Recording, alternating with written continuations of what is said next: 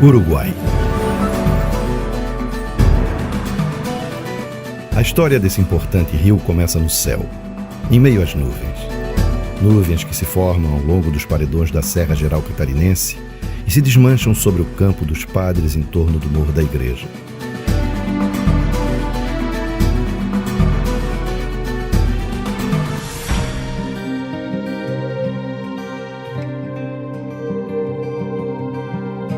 Aqui, num dos pontos mais altos do sul do Brasil, as gramíneas são a vegetação predominante e, assim como uma esponja, aumentam o poder de absorção do solo.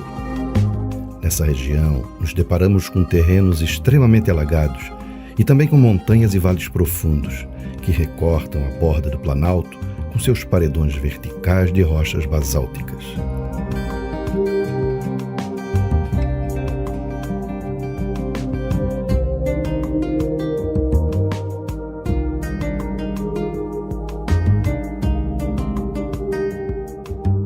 O Campo dos Padres também é um patrimônio geológico catarinense que proporciona uma atividade turística saudável e com alto grau de sensibilização ambiental: a cavalgada. Uma coisa que sempre me chamou a atenção no Campo dos Padres é que ele tem uma energia mística, alguma coisa muito maravilhosa que me remete, me leva de volta à infância, quando eu estou aqui em cima. E parece que essa pureza da natureza, ela busca alguma coisa dentro de você que ainda está lá, que você perde na cidade grande. E de vez em quando voltar aqui para recarregar essa bateria e sentir o que eu sinto e que muitas pessoas sentem aqui. Pelo menos durante a nossa estadia aqui em cima, o mundo estaria em paz. No Campo dos Padres, encontramos um dos biomas mais preservados do estado. Cada vez que eu subo o Campo dos Padres, é sempre uma experiência nova. Quando chega no top do morro, que se tem a visão, a vista, parece que tu tá com a natureza nas tuas mãos, assim. Cuidado com a natureza, a sensibilização ambiental é impressionante. As pessoas voltam com outra visão. Na hora que ele sobe num cavalo, percorre os campos, as matas e as trilhas, ele esquece o mundo.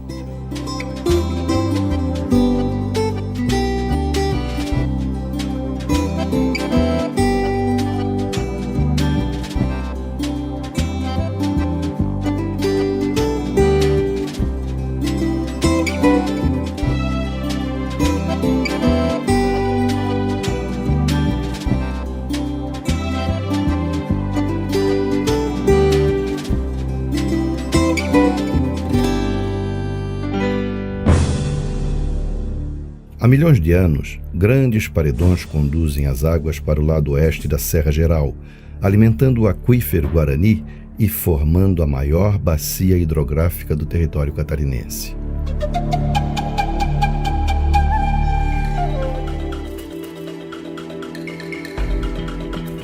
Seguindo essa viagem das águas, encontramos várias nascentes, riozinhos e cachoeiras. Uma delas é a nascente do rio Canoas, que ao se encontrar com o rio Pelotas na altura de Campos Novos, forma o rio Uruguai. Infelizmente, encontramos também vastas plantações de pinos eliotes, que colocados no lugar errado, em plenos campos de altitude, podem contaminar o aquífero já em sua zona de recarga. Para conhecer melhor o rio Uruguai, das nuvens às corredeiras, o Instituto Eco Brasil vai navegar em suas águas e, com o auxílio de imagens de satélite, mapear toda a bacia catarinense do rio, formando um banco de dados para o planejamento do turismo de viés responsável.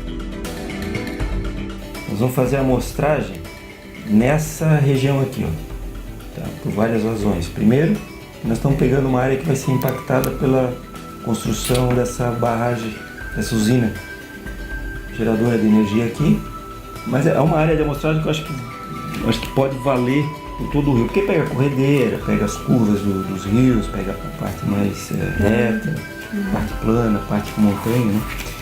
Afinal, a bacia do Uruguai ocupa uma grande parte do território catarinense, configurando-se numa importante unidade de gestão e estudos da biodiversidade e também dos atrativos naturais do estado. Então hoje, com o apoio da imagem de satélite, nós podemos já fazer o estudo da área de amostragem no nosso próprio laboratório.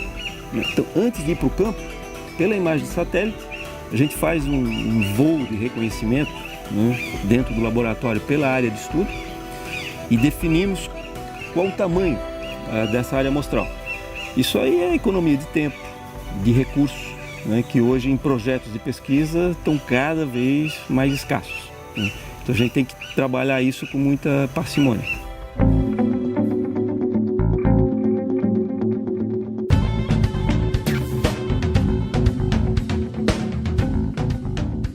A equipe do Eco Brasil, que vai estudar o rio, é composta por Carvalho Júnior, PhD em Oceanografia,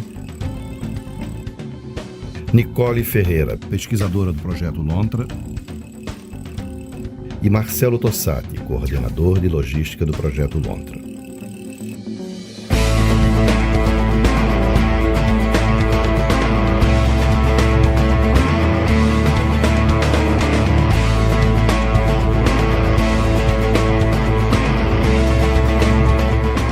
O programa Turismo Sustentável Rio Uruguai procura dar melhores condições para o planejamento de atividades como o turismo de aventura, a pesca esportiva, cavalgadas ou o turismo científico. O ecossistema e a biodiversidade, que fazem parte do complexo da bacia, devem estar alinhados ao desenvolvimento do turismo de natureza, ao turismo da pesca esportiva, ao turismo cultural, ao turismo rural, que já está presente na região. Ou seja, o turismo responsável, o turismo sustentável, que é a palavra de ordem do turismo mundial do futuro. Estas atividades trabalham dentro da natureza e promovem, entre outras coisas, a sua conservação.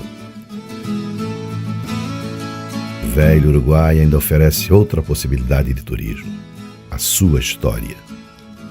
Desenvolver algum tipo de projeto turístico que incorpore a história ao conhecimento da região, à geografia, ao usufruto dos recursos naturais. Se nós fizermos isso, nós vamos estar inventando a roda. O Rio Uruguai tem um papel importante no desenvolvimento dessa história. A conquista daquela região do Prata foi uma luta muito grande entre os europeus, principalmente os espanhóis, que vinham para lá, e os índios, que eram lá muito aguerridos, né? Não foram tão pacíficos e tão cordatos quanto os guaranis e os índios aqui da nossa costa brasileira. Só, na verdade, no século XVII, no século XVIII, principalmente, é que a região foi explorada. E isso, eu imagino, que deva significar, do ponto de vista de, digamos, cenários turísticos, uma região ainda pouco explorada, pouco conhecida, pouco modificada. Em Santa Catarina, o Rio Uruguai foi a estrada para a consolidação do território no extremo oeste.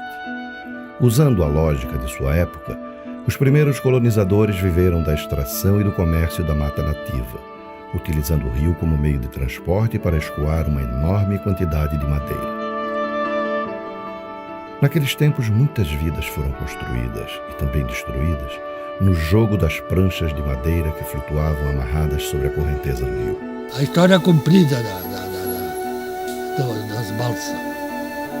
Os caminhões puxavam a madeira do interior do município, tinha os compradores e passavam a madeira por água para a Argentina, né? Caminhão carregado, uns carregados de tora e tinha outros que vinham carregados com a plancha. Tudo amarrado junto, amarravam tudo em cúbico, largava na água. Lá na água depois juntava e lá na água amarrava. Né? Formava os pelotão, então daí tu salta e a água leva a madeira, né? Com lancha ou remo, tinha os remos para a caboclada para remar. 90% era só o pinho e cedro. A base de pinho era 2.500 dúzias por balsa. Por balsa, é? De plancha, é? Plancha. De plancha. E madeira roliça como eu trabalhava, ficava os vãos, né? A madeira meia torta. Tu não podia caminhar tranquilo em cima da balsa. Tinha que se cuidar para não cair no vão das vigas. Eu comecei a vida do rio aí com 22 anos, mais ou menos. Era bonito. Era a coisa mais bonita, né? Viajando. Não se passava mal, não.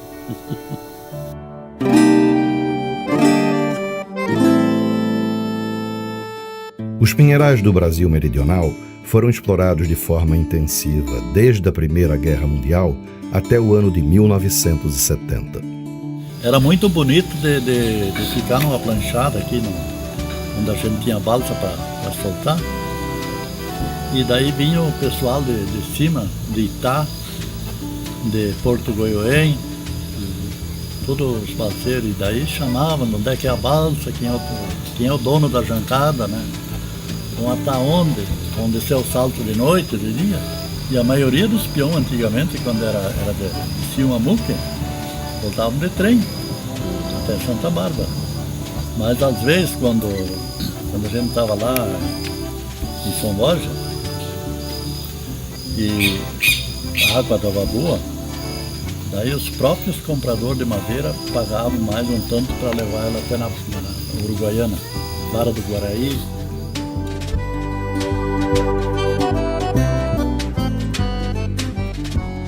O ciclo econômico da madeira foi apenas o começo. A riqueza que essa atividade gerou até os anos 70, aliada aos campos, lavouras e criações dos colonizadores, transformaria a região da Bacia do Uruguai em peça fundamental no mosaico da economia catarinense. Nos anos 70, o Rio Uruguai também passou a ser visto como alternativa para a geração de energia elétrica. Eram os anos do regime militar e imperava a mentalidade desenvolvimentista e da engenharia se impondo à natureza.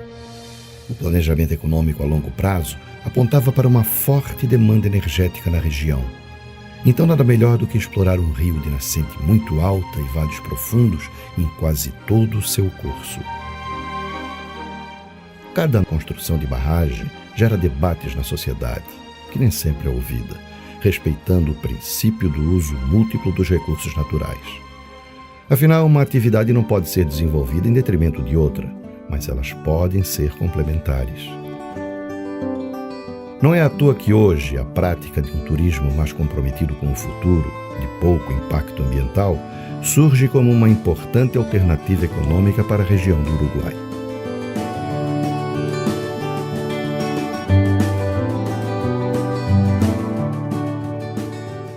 Deslizando pelas águas do Uruguai, a equipe do Instituto Eco Brasil observou não só o rio, mas também o seu aspecto cultural e as marcas deixadas nele pela mão do homem. A estrutura do rio, largura, profundidade, velocidade, oxigenação, parâmetros resultados de centenas, milhares de anos de evolução geológica e biológica. A cadeia trófica, o papel das espécies, o mar e a produtividade biológica. A fragmentação dos ecossistemas, a colonização, os conflitos para o controle da terra, a exploração da madeira e os balseiros, a agricultura e a pecuária. O pesquisador da Eco Brasil leva tudo isso em consideração ao observar a paisagem do Uruguai de hoje e sua esplêndida bacia hidrográfica.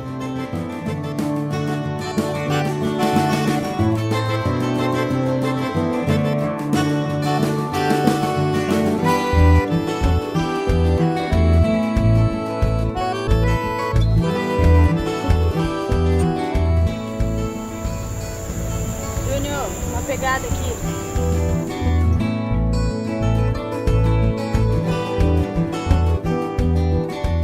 Mais um excremento, ó. Na beira do rio. Ele mostra como a lontra ela é tímida e atrevida ao mesmo tempo, né? Alguns anos atrás, os pesquisadores caíram na falsa tentação de dizer que ela era territorialista, o que foi um grave erro, porque repercutiu no planejamento e gestão de unidades de conservação. O fato dela colocar o excremento de uma forma tão visível é porque, na verdade, ela está se comunicando, é uma forma de comunicação com as outras espécies.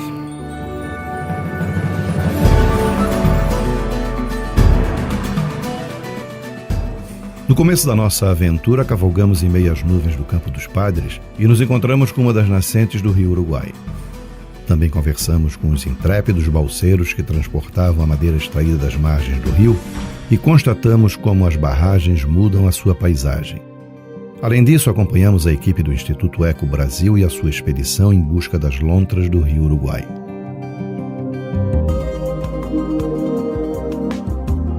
O rio Pelotas serpenteia desde a Serra Geral em vales profundos esculpidos por suas águas ao longo de milhares e milhares de anos até se encontrar com Canoas. É a partir desse ponto que o rio passa a se chamar Uruguai. O rio, cada vez mais largo, segue então para o oeste, definindo a fronteira entre Santa Catarina e Rio Grande do Sul.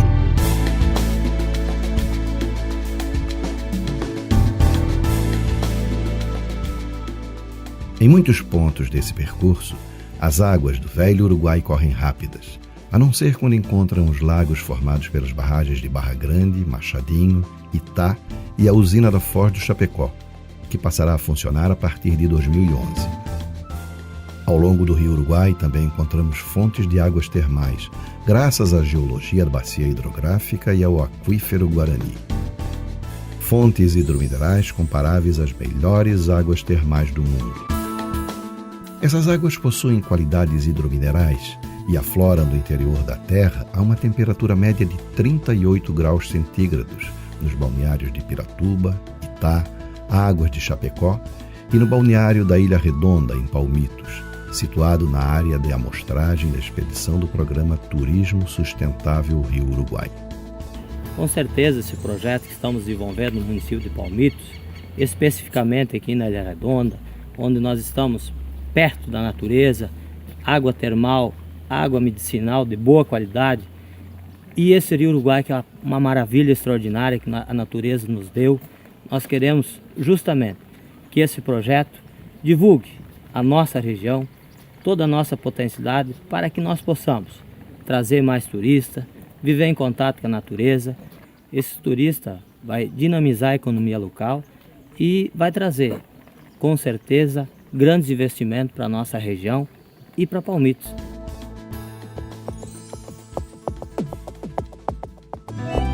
Em alguns pontos, o rio Uruguai atinge 800 metros de largura. Nesses lugares, ainda se pratica a pesca artesanal de cascudos, tilápias e dos espetaculares dourados. Assim, a natureza do rio proporciona outra atividade que impulsiona o turismo local, a pesca esportiva. Bom, isso aqui para vocês, para quem não conhece, é o dourado. Esse é o peixe originário do Rio Uruguai, Paraná, né, na bacia do Uruguai aqui toda, do Paraná e da Argentina. E é uma das nossas especialidades aqui da pousada, é exatamente fazer isso aqui, pescar esse tipo de peixe aqui. E a gente leva o pessoal exatamente onde que encontra esse bichinho aqui. Então aqui são várias corredeiras, né, vários locais que é oriundo esse peixe aqui. Então uma das nossas, né, como eu falei, nossa especialidade é exatamente a pesca desse peixe aqui, né. A pesca esportiva é uma atividade que ocupa a mão de obra local, profunda conhecedora do rio e de seus locais de pesca, além de fomentar hotéis, pousadas, restaurantes e toda a estrutura necessária para receber aqueles que vêm em busca dos peixes de ouro. Então isso aqui é praticamente uma terapia, né, para pessoal de grande cidade aí que quer uma terapia, um descanso, tirar o estresse um pouco, tá aí o Uruguai para isso.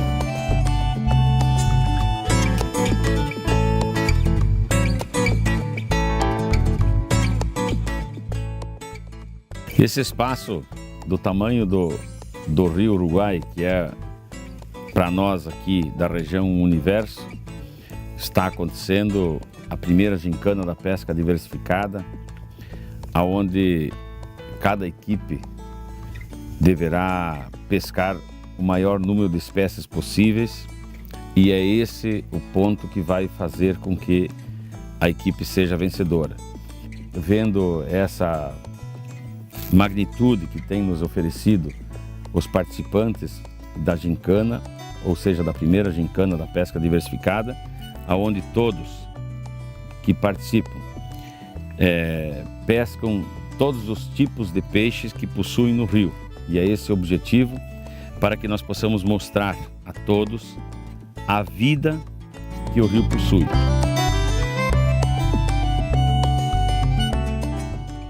Ao premiar a diversidade de espécies pescadas e não o maior peixe, a gincana presta um serviço ao meio ambiente, funcionando como um termômetro da qualidade do rio.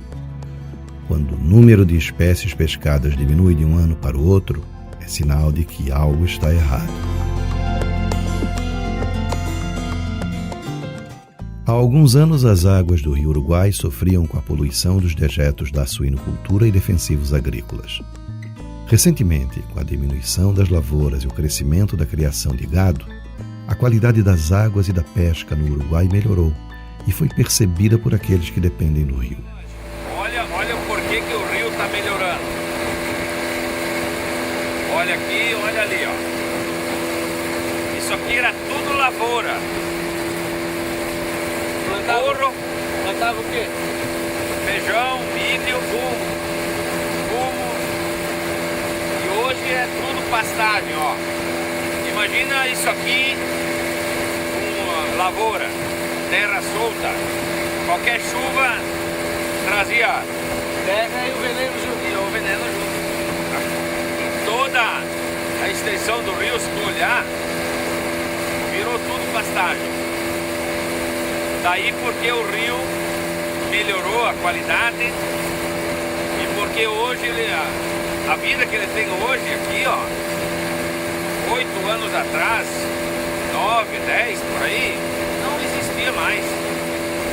Pode fazer o teste da água hoje aqui, ó, você não acha mais clorado, fosforado, esses princípios ativos do... Não, isso não tem mais. A mudança econômica, um pouco de conscientização, né, cabeça. E a mudança econômica, ela foi fundamental. Substituir a lavoura pela pecuária. Você não acha mais nada, nenhuma lavoura. Nós vamos andar aqui e você vai ver.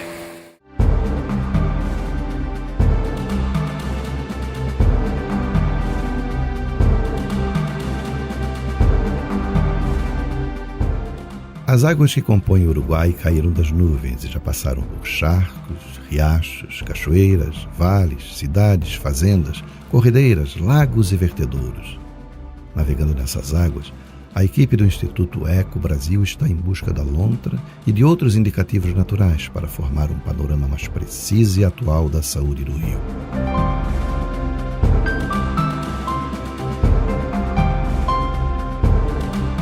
A cada remada, a cada curva dos sarandis da vegetação ribeirinha, os pesquisadores esperam encontrar mais um sinal, uma nova vegetação, avistamentos de espécies nativas e, quem sabe, as lontras.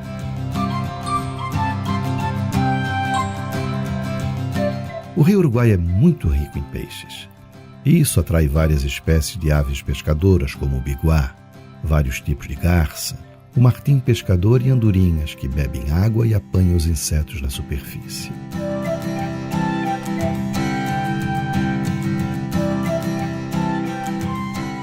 A mata ciliar do rio Uruguai também atrai muitos pássaros que fazem a alegria dos birdwatchers, os observadores de pássaros, outra atividade de turismo responsável com muitos adeptos pelo mundo, mas ainda pouco desenvolvida no Brasil.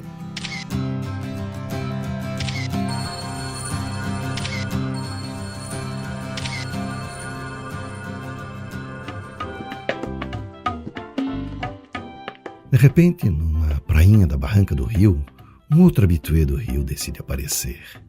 E, finalmente, a equipe do Eco Brasil encontra o seu objeto de pesquisa, a lontra.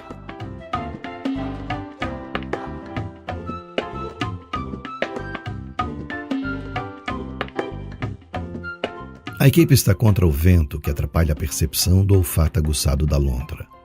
Ao contrário dela, os pesquisadores sentem o forte odor, almiscarado e meio doce, característico do animal.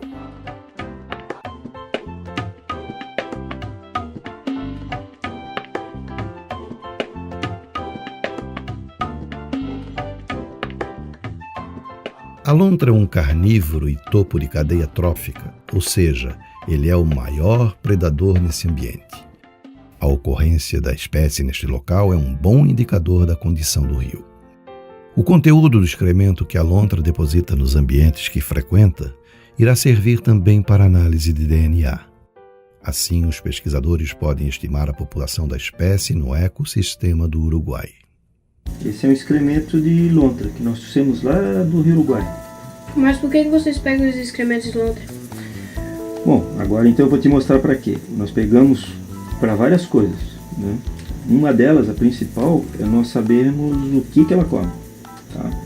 A lontra vai e come o peixe, né? Então a lontra não consegue obter a energia dela diretamente do inseto ou da planta. Ela precisa consumir o peixe que consome aquela energia. Na verdade, todos nós nos alimentamos da energia solar, né?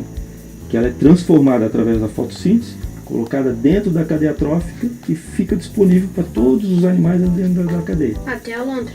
Até a lontra, que é o quê? Topo da cadeia trófica dentro do sistema. Então a lontra é como um animal soberano dentro daquele sistema. Ela reina, é como se fosse um rei e a rainha, né?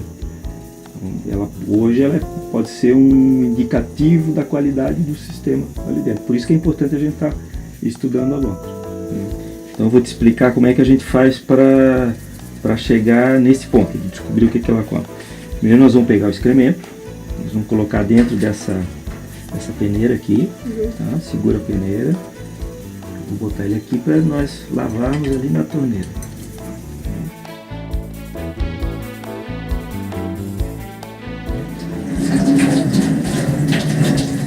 Na peneira, o que acontece?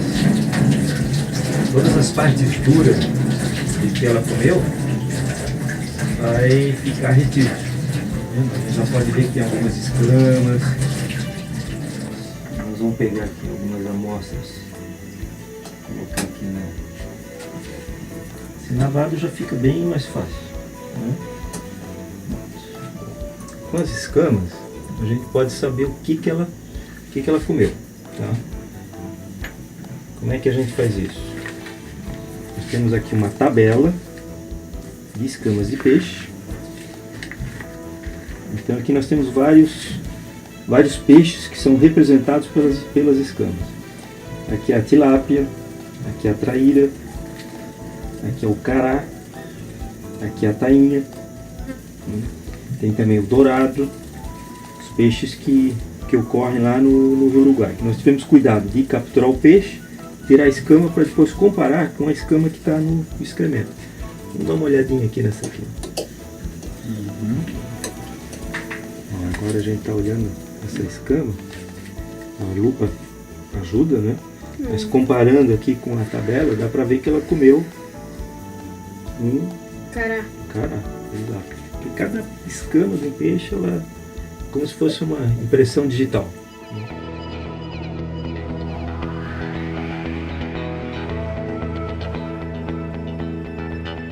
Depois do seu encontro com a lontra, a equipe da Eco Brasil se depara com algumas corredeiras leves, revelando mais um potencial da região. O canoeing, atividade turística de baixíssimo impacto. As corredeiras mais fortes do rio também possibilitam a prática do rafting, comprovando assim que o turismo de aventura pode sim crescer na região. O turismo e o esporte, eles possibilitam das pessoas se aproximarem dos rios, aproximarem-se das águas, e a região do oeste catarinense tem um potencial fabuloso, tanto no rio Uruguai como seus afluentes. Os rios, assim como no passado, hoje ele tem uma função muito grande de integração, de qualidade de vida. O rio, ele vivo na sua calha, ele possibilita N atividades de turismo, N atividades de esporte. Vamos preservar os rios, vamos preservar a água, vamos preservar nosso futuro.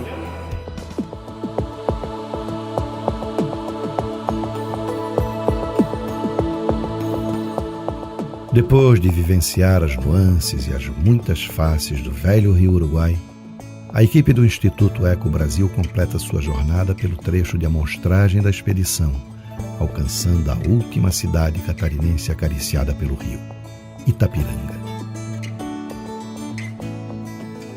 Assim, com a sensação do dever cumprido, a equipe de pesquisadores celebra o fim da expedição e o início de uma relação de admiração com o velho Uruguai.